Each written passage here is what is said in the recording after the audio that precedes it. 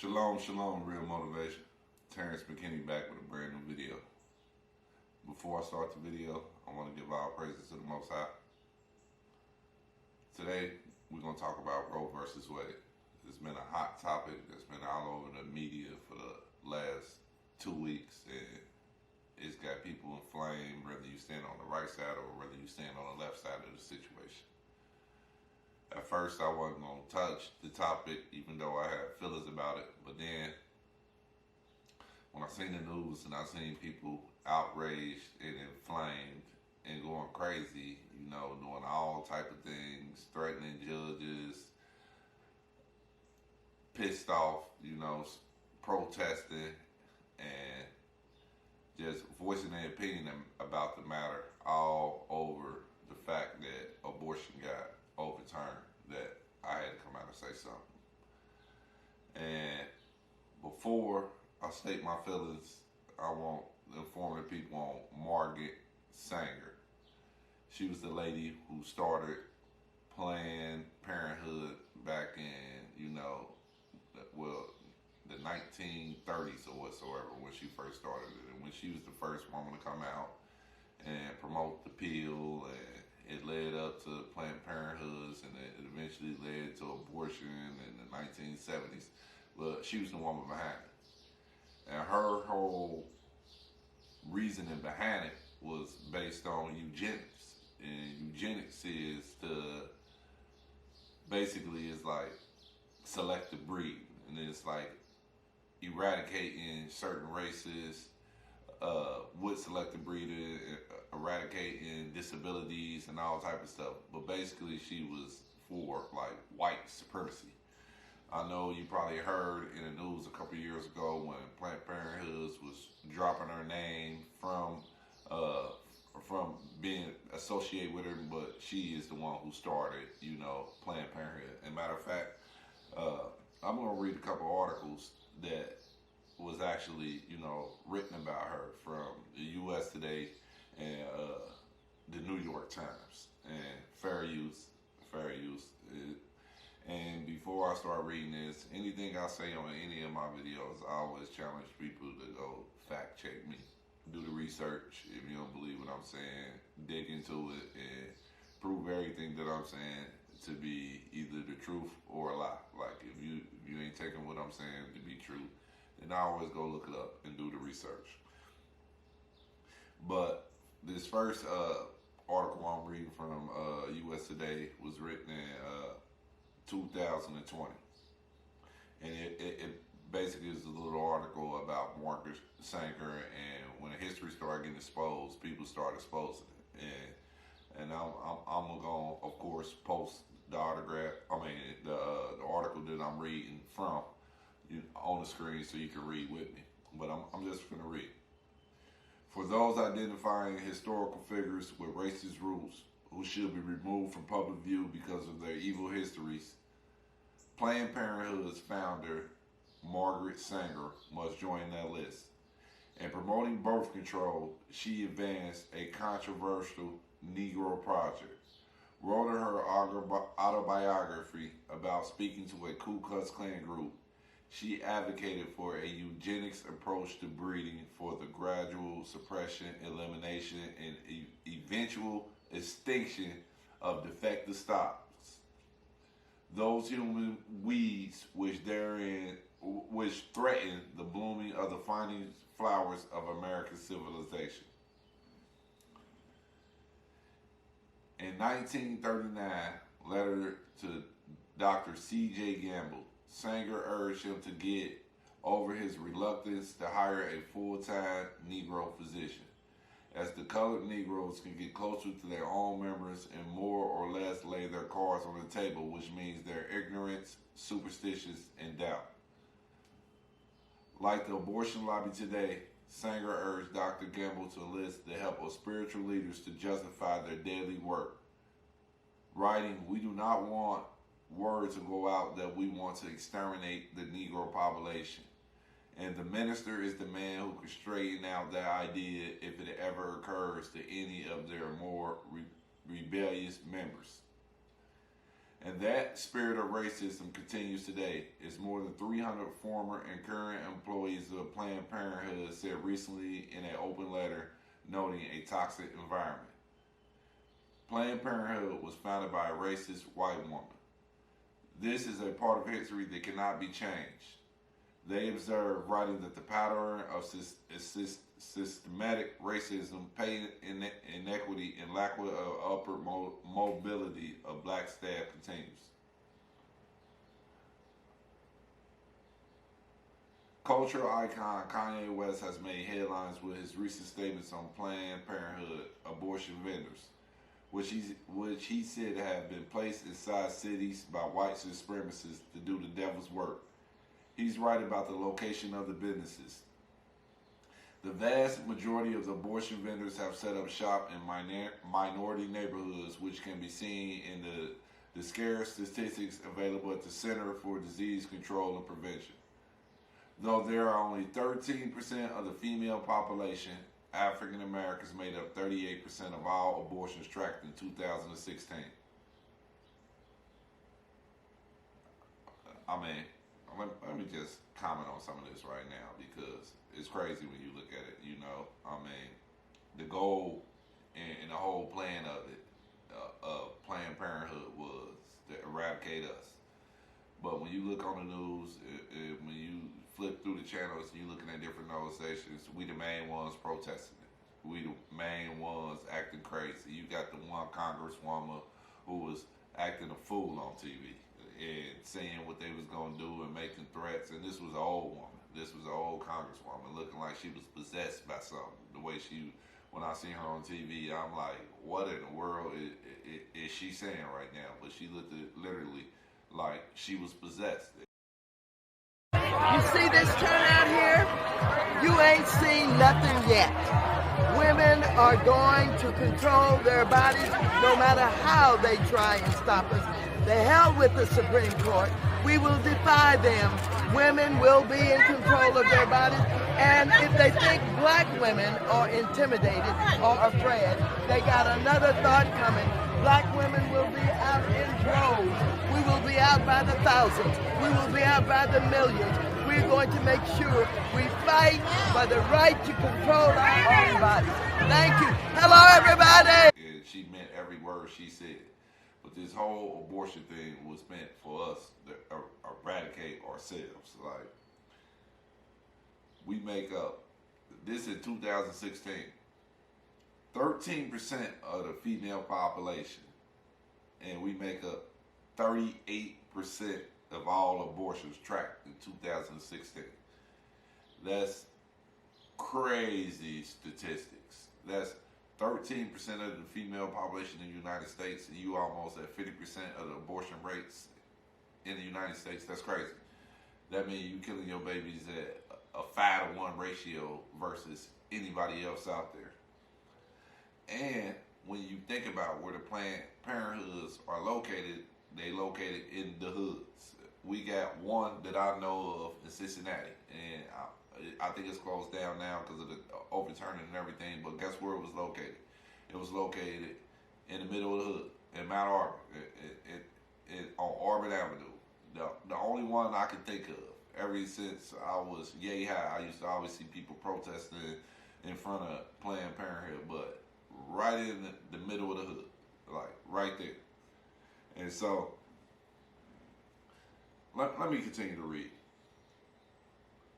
In the 1970s, when the Supreme Court Roe Vs Wade decision legalized abortion, polling showed that blacks were significantly less likely to favor abortion than whites. Yet in New York City, more black babies are aborted than born alive each year.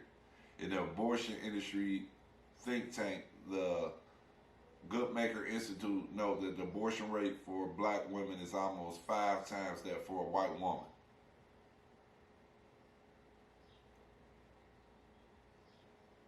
That's all I'm going to read on that, because that's enough right there. And tell you the statistics.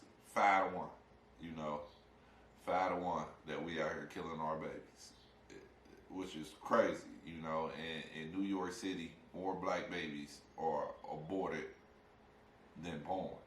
Like that's nuts. I'm gonna read another one, another article from the New York Times, and this article is called "Planned Parenthood in New York Disavows Margaret Sanger Over Eugenics." Mrs. Sanger, a female icon and reproductive right pioneer, supported a discredited belief in improving the human race through selective breeding. Planned Parenthood of Greater New York will remove the name of Margaret Sanger, a founder of the national organization, from a Manhattan health clinic because of her harmful connection to the eugenics movement, the group said on Tuesday. Ms. Sanger, a public health nurse who opened the first birth control clinic in the United States in Brooklyn in 1916, has long been lauded as a feminist icon and reproductive rights pioneer. But her legacy also includes supporting eugenics, a discredited belief in improving the human race through selective breeding, often targeted at poor people, those with disability, immigrants, and people of color. The removal of Margaret Sanger's name from our building is both a necessary and overdue step to reckon with our legacy and knowledge. Planned Parenthood's contributions to historical reproductive harm with communities of color. Karen Seltzer, the chair of the New York's affiliates board, said in a statement. The group is also taking the city leaders about replacing Mrs. Sanger's name on a street sign that has hung near its offices on Bleecker Street for more than 2 decades. The actions thrust Ms. Sanger into a growing list of historical figures whose legacies are being reevaluated amid both widespread protests against systematic racism and a pandemic that has exposed racial and economic inequalities in healthcare services.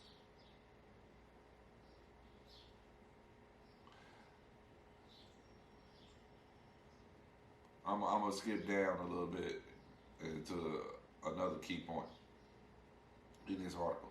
It also condemned her support for her policies to sterilize people who had disabilities could not be treated, for banning immigrants with disabilities, and for placing so-called illiterates, paupers, unemployables, criminals, prostitutes, and dope fiends on farms and in open spaces as long as necessary for the strengthening and development of moral conduct. That's all I'm going to say on that. That's all I'm going to read, but my whole point about it is, like, Parenthood and this whole abortion thing was put out there so we can stop reproducing. So we can be killing our own kids. And when you look at our history, and when I look at our history, I always look at our biblical history because that's our true history. They've been trying to get us to kill our babies from Exodus. Pharaoh's decree was to put all the babies in the water, all the males born in the water, and put them in the Nile River, and to stop Moses from being born. But back then, guess what? The Hebrew women, the women of color, they wouldn't go for that. They rejected that. And what it say God blessed them for that. And God was happy with them for that. Like they went against the order and decree to kill their own babies. And they was not with that. And then again, you see the same thing happen again in the Bible. When the Messiah was here, and Herod sent out a decree to kill all babies, in the nation, all throughout Israel, 2, 3, and under. You see that happening then. And then you see the Most High tell us over and over, about us, sacrificing our babies through the fire and sacrificing our baby through Molech. That's the same thing. That's killing our babies. Like, that ain't never been our culture. That ain't never been our history. But yet, we done adopted that. And we done took control of that. And we done took over that to where we killing our babies at a rate 5 times to 1. It don't make sense. And they take something from you and you act like it's something that, that you should be fighting for. Like, you shouldn't be fighting for no abortion. Like, point blank period. Like, that ain't something for us. when I look in the mirror, I mean not in the mirror, when I look in this camera, anybody watching this video, and I make my videos for everybody, but like I don't think nobody should be out there killing their babies, point blank period. But especially for my people, when the whole plan is, the whole abortion thing came to eradicate you. And the only reason it probably got overturned because, now white women is doing the same thing. You see the white congresswoman, she got out and came out and thanked Trump for saving white lives. Like, even though the white lives ain't even being eradicated like the black lives, but she came out and thanked Trump for saving white lives. The congresswoman did on national TV, and that's probably a big decision and the reason why it got overturned, because now it's done become so acceptable and so easy to get rid of a baby that it started off for us, but now it's done trickled over into the white neighborhood, and you see, white girls doing the same thing the black girls been programmed to do, and that's kill their babies. President Trump, on behalf of all the MAGA patriots in America, I want to thank you for the historic victory for life in the Supreme Court yesterday. Man, I know, that things happen, and sometimes, we not ready for babies, sometimes we have them too young, or sometimes we got a crowded family or whatsoever, but killing our baby should be never thought to pop in our head. Man, my grandma had 13 kids, we weren't doing this back in the day. My grandma had 13 kids. And then my father was adopted.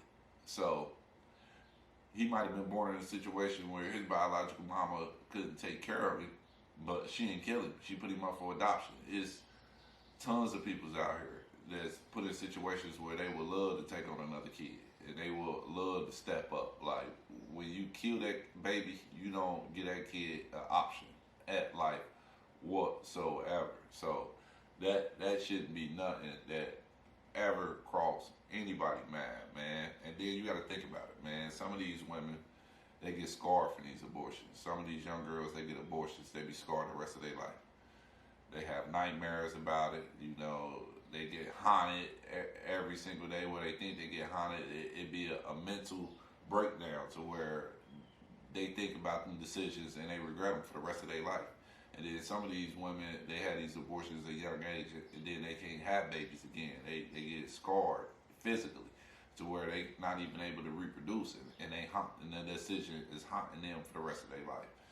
And a lot of the times, they young and they just think about it, and they not really thinking. They getting coaxed into the decision. Somebody's putting pressure on them. It could be their parents. It could be the guy that they involved with, or it could be the pressures of fitting in with society and not looking bad at a young age, and they going out and killing their babies, and then they regretting that once they get older. And I know when you had a conversation with females, they say, it's my body, my rights. No, it's not your body. Your body belongs to God, and that's everybody's body. Like, you was bought with a price, and if you want anything that happened, you want any sort of an afterlife, you're gonna have to think about that. Like, yeah, you might be in control of your body, but it still don't belong to you. You belong to God, like at the end of the day. And I know sometimes, it's rape victims and things like that, and bad stuff happen to good people. I understand that, and I understand that's got to be a tough decision to have, when you pregnant by somebody who did something to you physically and you never wanted that baby. And I could see the resentment. I could see all the emotions that woman, might be having while she carrying that baby. But at the end of the day, I think having that baby and putting it up for adoption is still giving that baby a chance, because at the end of the day, that baby is still half of you also, and I think, if you was to have that baby and put it up for adoption, you giving that baby a chance, and then you giving yourself a chance to heal, to heal mentally, and you giving that baby a chance at life. And when we killing these babies, we don't know who we killing. You know, when we go into these abortion clinics and we getting abortions, we don't know if this person could be the next mayor, if this person could be the next activist in the community, if this person could be the next prophet. We don't know who we killing when we killing these babies. And so I just don't agree with it. And to watch the news and to watch the TV and just to see the outrage that's going on right now, and to see the flood of people saying that they're going to be traveling 6, 7, 8 hours to go to different states, to still allowing it to just to kill a baby, it ain't right and it don't make sense. God told us to be fruitful and multiply, not to kill our babies. So that's my take on Roe versus Wade. And please like, share, comment. If you agree, then let me know why you agree. If you disagree, let me know why you disagree. You know, it's an open platform. I respect everybody's opinion, and I know everybody ain't gonna feel the same way I feel. So, shalom. Have a great day.